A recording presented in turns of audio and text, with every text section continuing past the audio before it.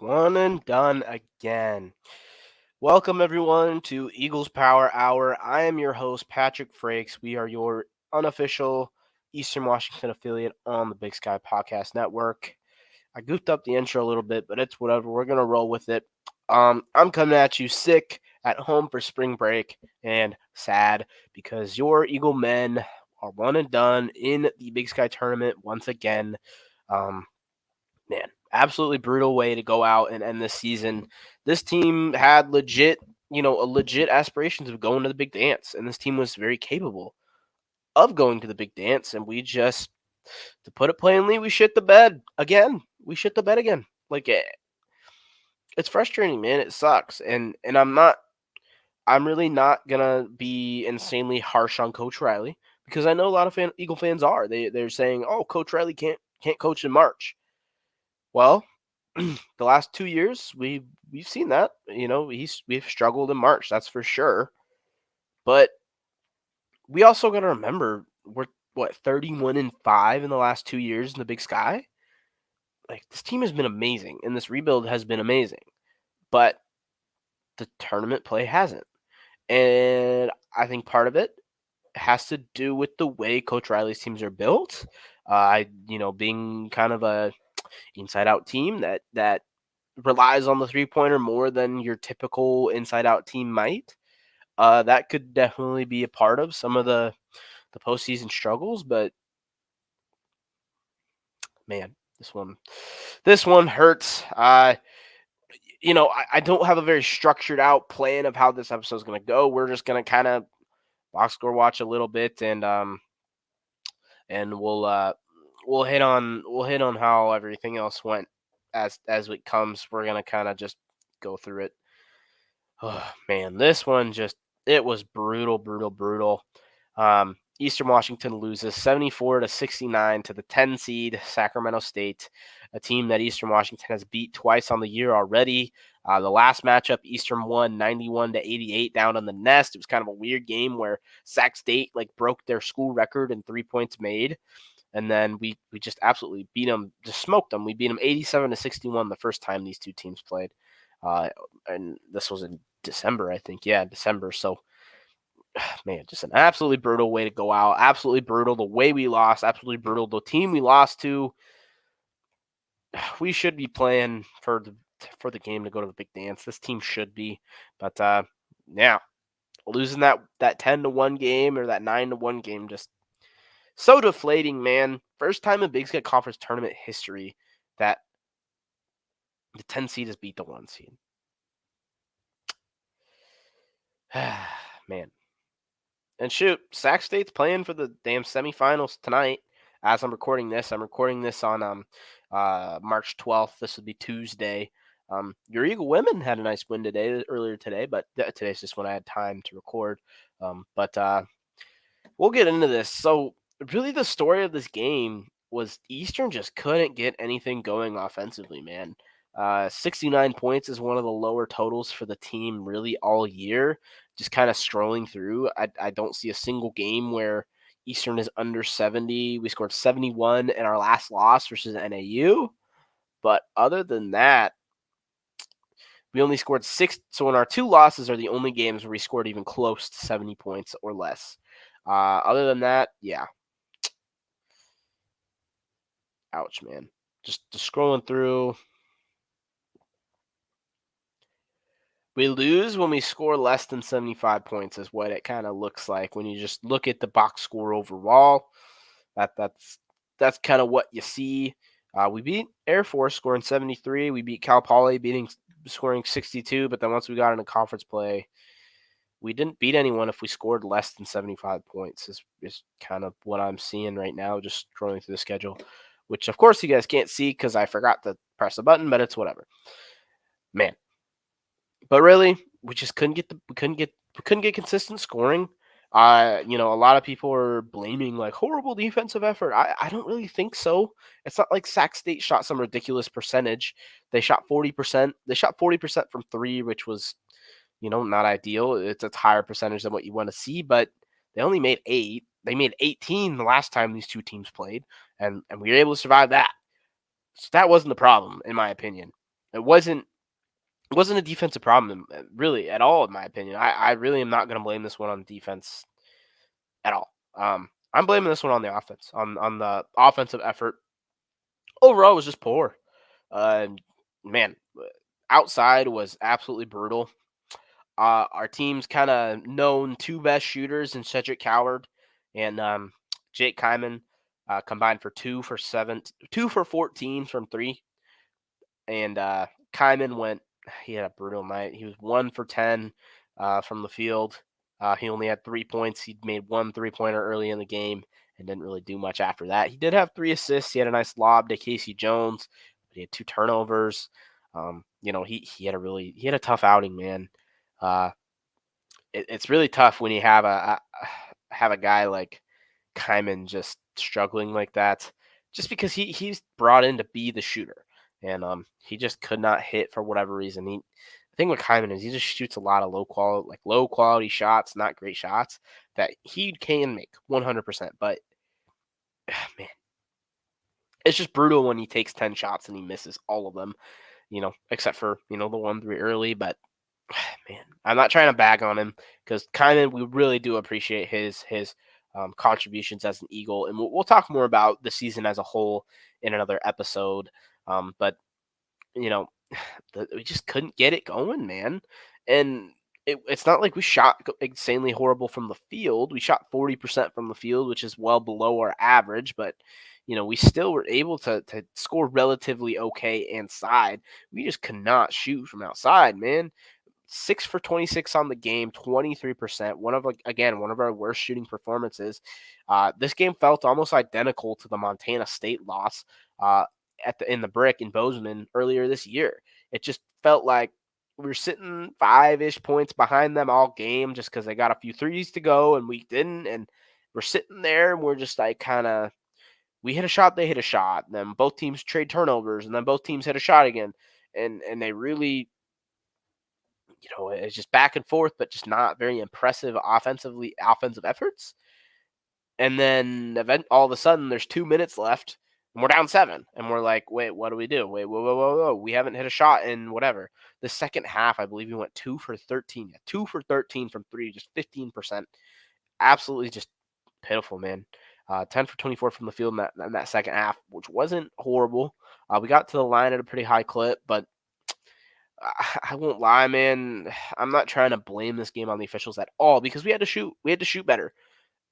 But there was some pretty questionable calls in that first half, or questionable officiating in that first half. It definitely felt like Sac State got a lot more calls than Eastern Washington.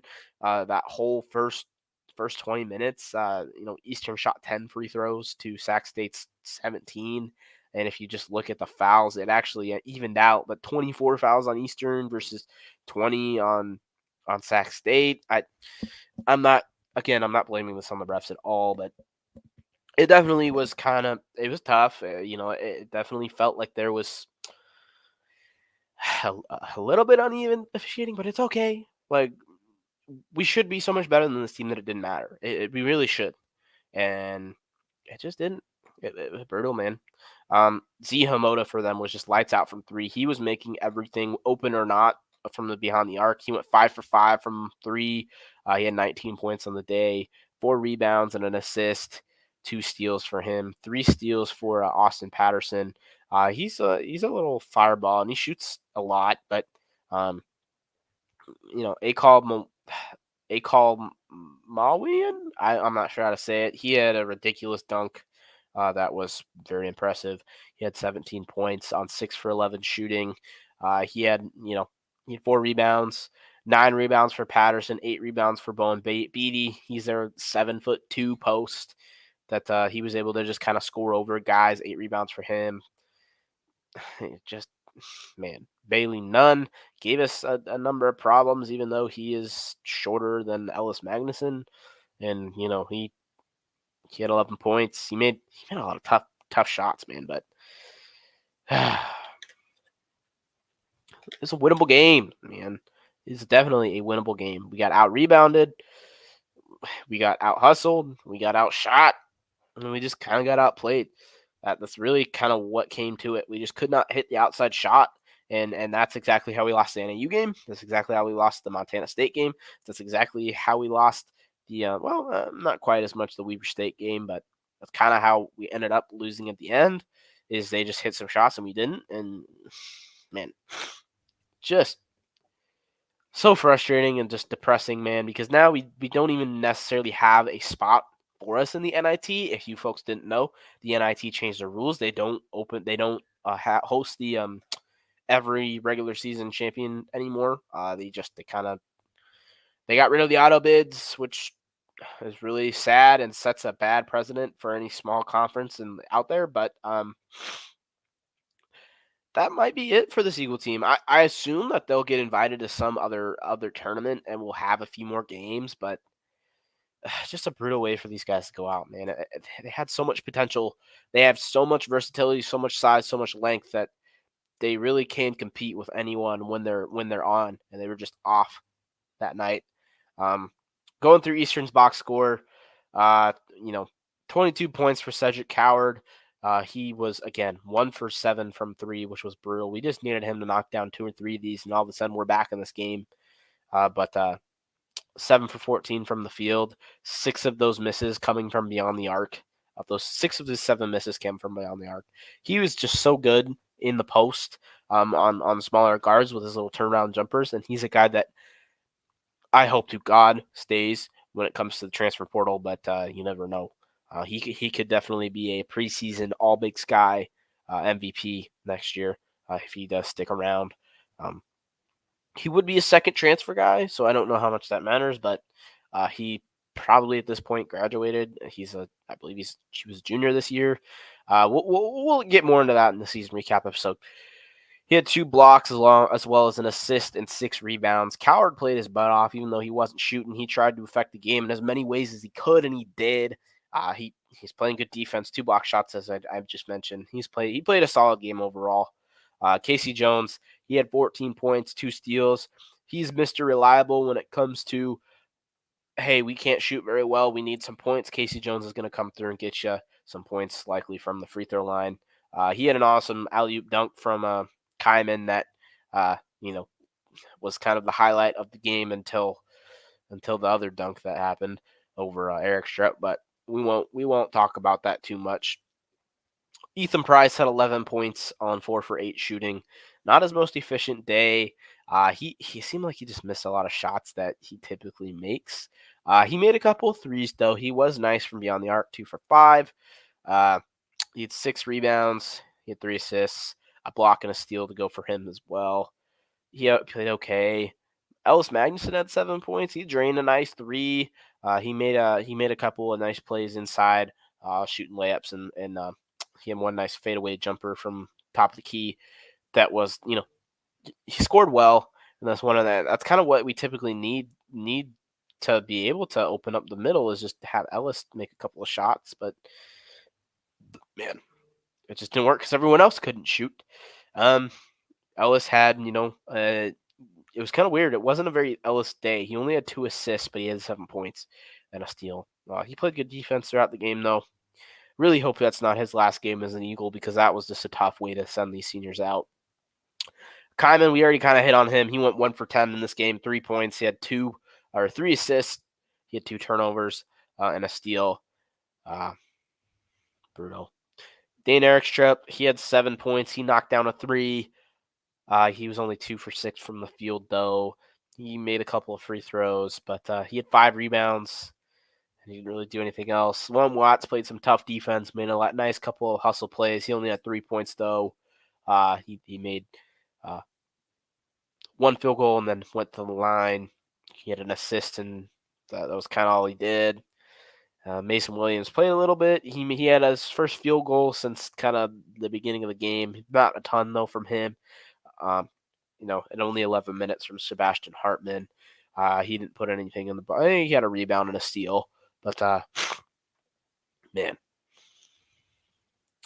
it sucks, man. It's such an underwhelming end of the season, and it okay, I'm a Brewers fan, and you people probably don't care, but almost every year the Brewers tend to finish at the top of the division or winning the division, and then they lose in the first round of the playoffs in kind of epic fashion. We get our hopes up, expecting something awesome, and then we end up losing, and then the team that beats us goes on a run. That's what this felt like to me. Like that happened last year with NAU. Like we lose to NAU, all of a sudden NAU's in the championship game. We lose to Sac State, and all of a sudden Sac State's in the semifinals playing Montana State, a team that they have given trouble. They beat this year. Sac State could very well be in the damn conference championship next week or tomorrow. I mean, and it wouldn't even surprise me, man.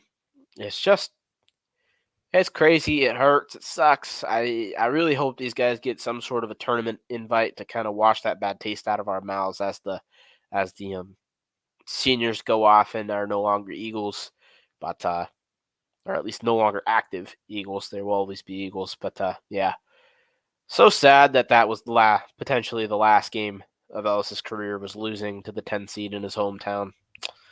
Absolutely brutal, and I'm not gonna add too much more to that. We're just kind of complaining at this point, which is, I mean, I'm pretty good at that, but man, it really is unfortunate. Uh, I'm really hoping that these women. I'm recording this on Tuesday after the women just punched their ticket to the tournament or to the championship. But you know, I'm hoping these women can bring one home for the Eagle faithful and go to the big dance. But you guys will know before I do, man. Because this is gonna be uploaded afterwards. So man. Alrighty, thank you guys for listening, and I think this is just gonna be kind of a part of a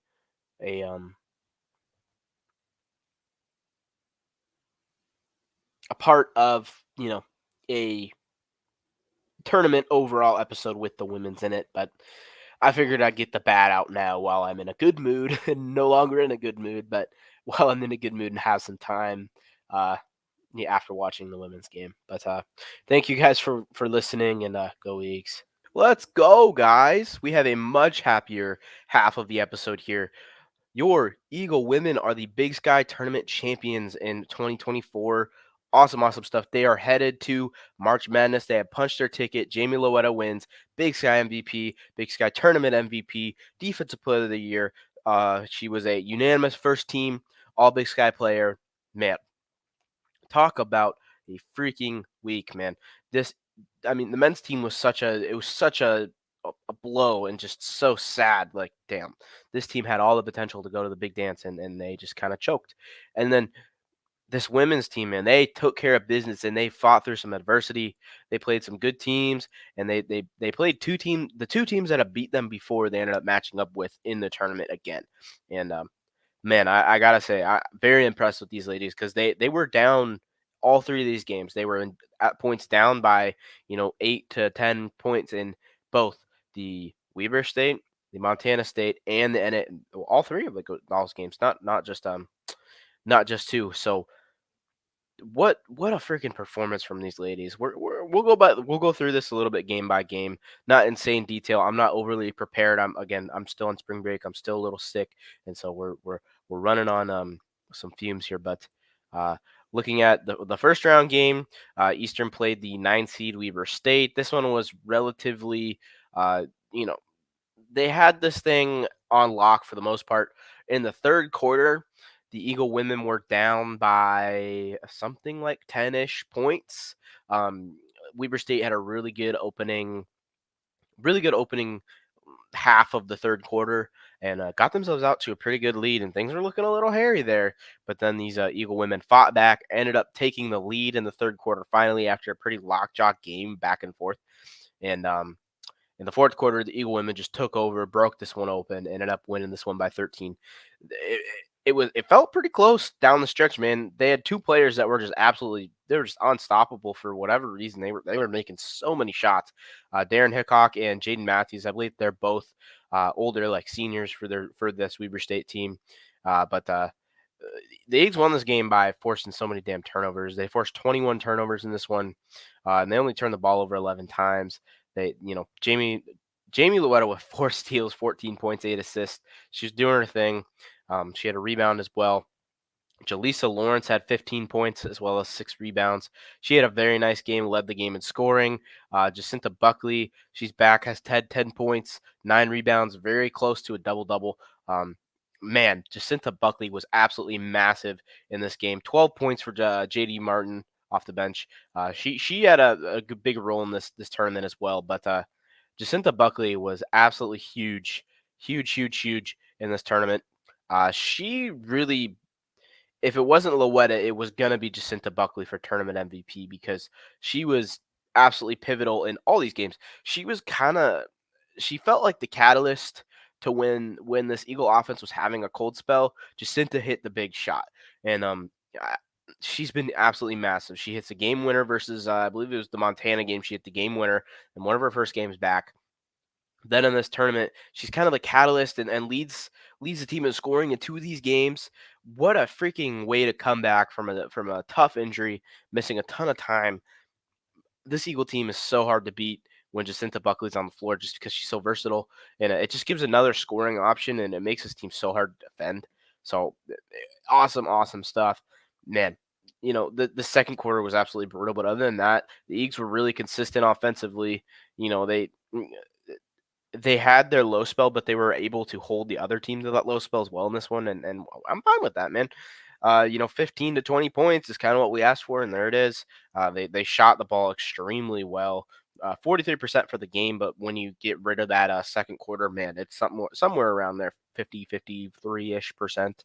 Um, 7 for 18 from three is a really high percentage as well. Aaliyah Alexander and Jacinta Buckley both hit 2 threes, and then one apiece for Martin Pettis and Jaleesa Lawrence.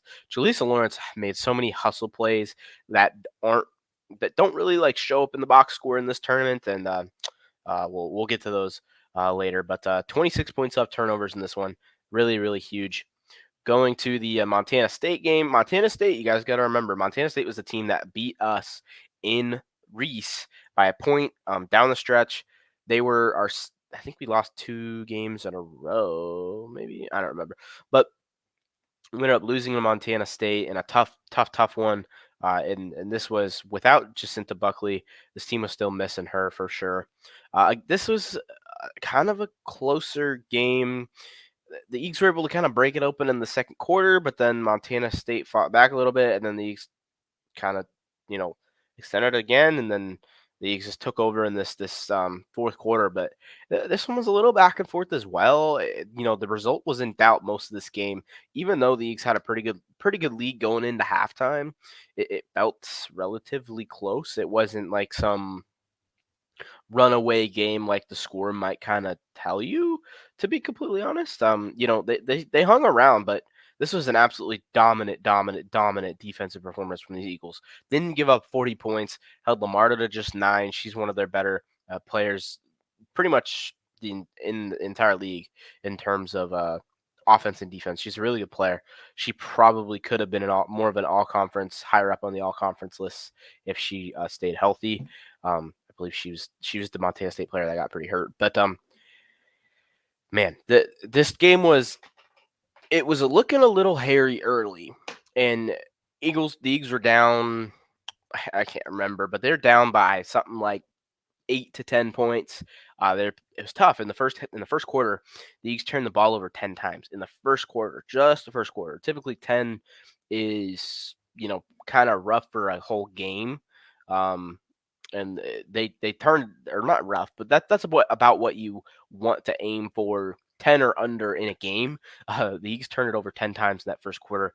Absolutely brutal. But they were able to really hold on to the ball the rest of it. They only had 10 turnovers the whole rest of the second, third, and fourth quarter. Held on to the ball, scored enough. They weren't great, but Montana State played some tough defense. Man, this second quarter was absolutely ugly. Only 6 points for Montana State, but most of this Eastern was not scoring the ball either. But at least that's what it kind of felt like. I guess the percentages tell you differently. Maybe I'm just remembering this completely wrong, but it felt like that second quarter was kind of an ugly back and forth, defensive shootout. But man, I ended up pulling this one out. I don't have a ton more to add. This one was kind of just a defensive brawl, but the Eagle defense prevailed. And again, Jacinta Buckley was 16 points. She had a steal, a block, and 5 rebounds. She had a hell of a game, shooting 60% from the field, hit 2 threes. Loetta, 12 points, 8 assists. Typical Loetta thing. She had 6 turnovers in this one, which is kind of uncharacteristic for her. But she also had a block, a steal, 3 rebounds to go along with that. And I mean, Jamie Loetta facilitated this offense for sure, but if I'm being completely honest, I think the MVP should have gone to Jacinta Buckley for the tournament. But I mean, it's hard not to give it to Jamie Loetta with her all-around performances. 10 points for Aaliyah Alexander. She had 10 rebounds as well. Nice double-double. 9 and 9 for Jaleesa Lawrence. 9 points, 9 rebounds. She had an assist as well. Just if you look at it's just well-rounded stats for these like Aaliyah Alexander with 10 rebounds, 9 rebounds for Jaleesa Lawrence, 5 rebounds for Buckley. Millie Knowles, she didn't play quite as much in this tournament as she was kind of down the stretch, but she played some important minutes. 1 for 3 for her for 2 points and a rebound. She kind of a tougher game, but well-rounded for the most part. Effort everywhere. The scoring kind of came from the big forward here, the starters, but you know overall, just impressive performance from these Eagle women. Defensively, in particular, they had 11 steals. Oh, excuse me, that's Montana State. They had 7 steals, tons and tons of turnovers forced for these Eagle women. Forced 19 turnovers. But yeah, don't have a ton more to add here. Moving on to the Northern Arizona game, to the championship.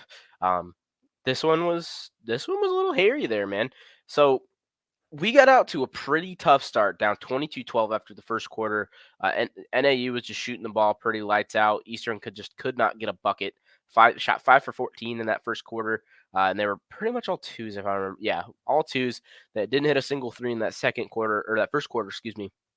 They hit one, but man, 12 was eating us up. Sophie Glancy was eating us up on the inside there, and it was tough, man. She really played her butt off in that first quarter, for especially. She did throughout the whole game, but I want to say almost like 8 or 10 of those 15 points that she had, Sophie Glancy. I mean, I don't know for sure, but in my eyes, she would have been the runner-up for Big Sky MVP to Jamie Loetta. Probably the best post player in the league, and she's a very dominant player. She was averaging something like 18 and 10 all year. So she had some impressive numbers, but she was dominating this first quarter. And then the Eagles made a defensive adjustment. They decided they're going to double Glancy in the post and force them to shoot.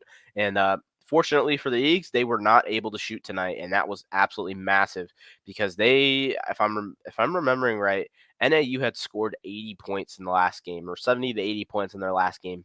And so they were battle tested, and they're able to score the ball. One of the best offensive teams in the entire Big Sky. I'd probably say the best offensive team in the Big Sky. They were missing one of the Moran twins. I can't remember her first name, but the other Moran twin, she's number 22.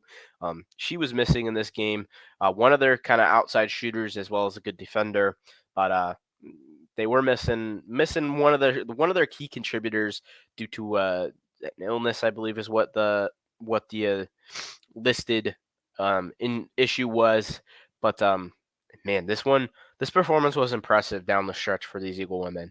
It really, I mean, 12 points in the first quarter isn't horrible. We would have liked a little bit more, but they just couldn't stop Glancy in that first quarter. And after that, it really was all Eags. The third quarter was a little competitive, but the second and fourth quarters are kind of where the Eagles won their games this whole tournament. Just looking at the point totals for second and third quarters. The fourth quarter in the Weber State game won this one 12-24. In the fourth quarter in the Montana State game, won that one 19-12. Fourth quarter of the NAU game, won that one 25-16. They came up clutch down the stretch, which is what you need to win tournaments like this, and that's exactly what they did. Just really impressed, really, really impressed. Holding NAU to just 64 points. They're such an electric offensive team. They're averaging up around 75 points a game. So holding them just down to 64, absolutely huge. Forced them to turn the ball over 20 times. They're one of the lower teams in the league in turnovers per game, if I'm remembering correctly. Only turned the ball over 9 times. 4 of them coming from Leah Alexander. Again, kind of uncharacteristic for her. We didn't shoot the ball like insanely efficiently, but man, just absolutely huge down the stretch, and was able to really put this one away down in the fourth quarter. Jacinta Buckley had an absolutely massive day in the championship game, going 20 points, 11 rebounds, a nice double-double. She had 3 steals, a block, an assist. Uh, Dude, absolutely massive. Player of the game for sure. She hit a 3, shot a lot of threes, but she hit one. And in my eyes, she should have probably been the tournament MVP. She led the team in scoring in 2 games, double-double in the championship. Uh, she really, to me, should have been the MVP if I'm being completely honest. But I'm perfectly fine with Jamie Lobetta as well. Jamie had 11 points and 5 assists in the championship game. She had a number of turnovers that weren't pretty, but she had whoa she had 4 block shots. I did not know that or didn't process that. Wow, that's kind of nuts. But tons of steals, 12 steals for this Eagle team. They just played outstanding defense. They're really, really just flying around defensively. And there's no easy passes for this team. They made getting the ball inside to Glancy almost impossible. Sanaya Neverson got a few points in there when she came in as well. One of their kind of backup big, but they really just absolutely dominated defensively. Emily Rodabo, or whatever, however you say her name, she's one of NA's better players from outside Ophir. They held Leah Beatty to only 2. She's one of the best 3-point shooters in the league. 0 for 4 from 3. Nia Moran came to play. She had 14 points, hit 2 threes, 9 rebounds, 3 steals. She had a really nice game, as well as Glancy had overall solid numbers, but this game was just all about the Eagles. I don't know if it was destiny or what, but the Eagles were going to win this one. And excuse me, I'm so happy they did. 36 points in the paint. Just I'm not going to say dominant because it was a little hairy there, but I this Eagle team was the best team all year in my opinion. They definitely were. There was a little stretch there where NAU was in first and Eastern was in second, due to Jacinta Buckley was out. But with Jacinta Buckley, this team can beat almost any team in the nation, in my opinion. And are they going to be favored against any team in the nation? Heck no. But the defense this team plays with is going to be tough to. Provides a big challenge to any college basketball team. Um, Obviously, a team like a freaking South Carolina or anything like that would be a tough task. But I think this Eagle women team has legit potential to be, you know, has legit potential to go win a game or two up there in the big dance. And so this kind of moves our conversation off of this game, um, more onto kind of the big dance in general. Um, so the Eagle women we don't know what seed they're going to get quite yet. Selection Sunday is in a few days here. I'm recording this on Friday, March 15th. We don't know exactly what seed they're going to get. Projecting something around 13. I think anywhere from 12 to 14 would be realistic for this Eagle women team.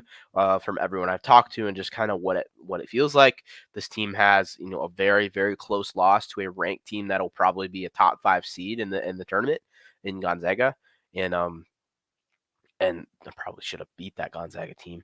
And so, I really do think that this Eagle women group will get a pretty fair seed, man. And I think they're gonna get a shot they're gonna get a matchup that they can go win a game. And we saw this year in a few different games. Just taking a quick peek at the schedule here. I can't quite remember exactly, but they gave UC Irvine a run for their money. They probably should have beat Gonzaga. They beat Boise State. They beat a Utah State. They beat Southern Utah. They played a few relatively good programs. They lost a close one to Cal. Stuff like that. Dominated a Presbyterian team. Beat Wyoming. They played some quality programs and played competitive in almost every game. So, I mean, I really do like Eastern's chances in this tournament, guys. I really think that this Eagle women have a legit shot to make some noise. Just think about like Gonzaga was 30-3 on the year. They lost the game to Wazoo early in the year, and after that, they didn't lose another game until they played a top 25 Louisville team, man, and then they lost in the tournament in the championship by a point. Wow. So like this Gonzaga team's legit, and Eagle women probably should have um, beat them at home. So, man, guys, like I know I was kind of a little unorganized and whatever. I'm kind of just going off the top of my head here, but I, guys, the Eagle women are going to the big dance. You guys need to be there. If there's any potential chance that they end up in Spokane, I know Spokane's hosting tournament games. I don't know how it works for men's, women's, whatever. If they're in Spokane, you people better get out to Spokane and go support this team because they are an awesome bunch. They do it the right way. They're a bunch of really, really good people, and they're a really good team. And they've worked their butts off to get here, guys. What 3-4 years ago, Eastern Washington was a perennial bottom feeder in the Big Sky in the women's basketball side of things. You know, they just were not good. They weren't good for a number of years. Man, this team is set up to be real good this year and into the future. You know, we don't know what the future holds with Jamie and exactly yet, but you know, Jaleesa Lawrence is back, Aaliyah Alexander's back. You think of shoot, I don't know, JD Martin's back. Like they're all sophomores, juniors that this team could be really good next year as well. Um, you know, Jamie Luetta has another year of eligibility. We don't know what she's going to do with it quite yet, but she could totally come back and dominate the Big Sky once again. So just looking into the future, this stuff could be awesome. We'll probably do something short in a football-ish episode regarding the seating and all of that goes on Sunday for the women, and we'll hit on the men's if they even have another game. I don't know. No NIT invite for regular season champs anymore, so I don't freaking know what's gonna go on with the men's team. If they end up playing a game, we'll talk about it. But we'll probably do a season in review type episode here in a week or two, and I'll try to get Kyler on for that. But man, guys, yeah, I think that's about all I got here on the women's team. Also, check out the new logo up here. I know in the first half of the video it's not there, but we finally came up with a new logo. Kind of messed around in a little bit of Photoshop stuff and made up this new logo up in the top right hand corner. If you're on video, if you're on audio, you clicked on the logo to see this episode. So just check it out. I put a little bit of work into it and took a few hours, so I know it ain't great, but it's something new, and it's something that was a little bit of fun for me to do. I just wanted to point it out there. I think that's all we got, man. So just congrats to these Eagle women. Such an awesome season, such an awesome group of people, and super juice for them. As soon as we have news, keep updated with the Eagles Power Hour, the EPH Twitter account and Instagram. We'll be tweeting, retweeting timing of games and all that stuff if you guys want to know or don't know where to look. And so we'll keep everyone updated. Alrighty, that's all we got for this episode of Eagles Power Hour. Disappointing end to the men's season again, but man, Eagle women got me right back up on top of my tippy toes, and I'm real excited for this Eagle women team because they deserve it, and I think they can go make some noise in March. Alrighty, guys. Thank you to everyone for listening. Give us a follow on Instagram and Twitter, and yeah, go Eags.